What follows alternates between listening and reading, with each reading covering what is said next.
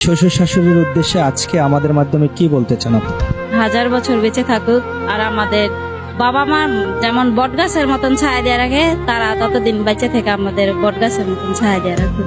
তাদের কাছে আমি তাদের মেয়ের মতন আছি, কখনো মনে হয় না যে তাদের ছেলের বউ আমি। সারা জীবনে কি আপনি পাশে থাকতে চান তাদের? হ্যাঁ, আমি যতদিন আল্লাহ বাঁচায় রাখে আমি তাদের সেবা করতে চাই, তাদের পাশেই থাকতে চাই। শ্বশুর শাশুড়ি আলহামদুলিল্লাহ অনেক ভালো, নিজের বাবা মার মতন অনেক আদর করে, তাদের মেয়ে ভাবে আমাকে। অনেক ভালো আছি। শ্বশুর শাশুড়ির সাথে তার বউয়ের সম্পর্ক কেমন হওয়া উচিত?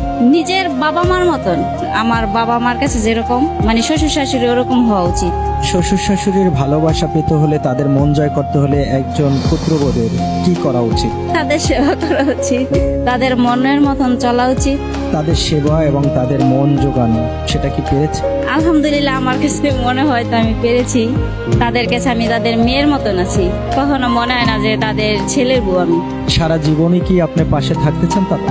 হ্যাঁ, আমি যতদিন আল্লাহ বাঁচায় রাখে আমি তাদের সেবা করতে চাই, তাদের পাশেই থাকতে চাই। শ্বশুর শাশুড়ির উদ্দেশ্যে আজকে আমাদের মাধ্যমে কি বলতে চান আপনি?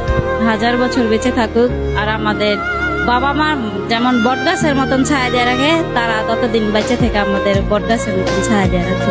হঠাৎ করে বলছি যে ঘুরতে যাব, এই এখনই নিয়ে আসছি ঘুরতে, তো অনেক ভালো লাগতেছে। ভাইয়ের প্রতি আপনার ভালোবাসা কতটুকু? নিজের জীবনের চেয়েও বেশি। আমার হাজবেন্ডের জন্য আপনার কতটুকু মূল্যায়ন করে? অনেকটাই। সংসার জীবনে কেমন আছে? আলহামদুলিল্লাহ অনেক ভালো। স্বামী আর সন্তানকে নিয়ে ভালো আছেন? হ্যাঁ, স্বামী সন্তান নিয়ে অনেক ভালো আছি।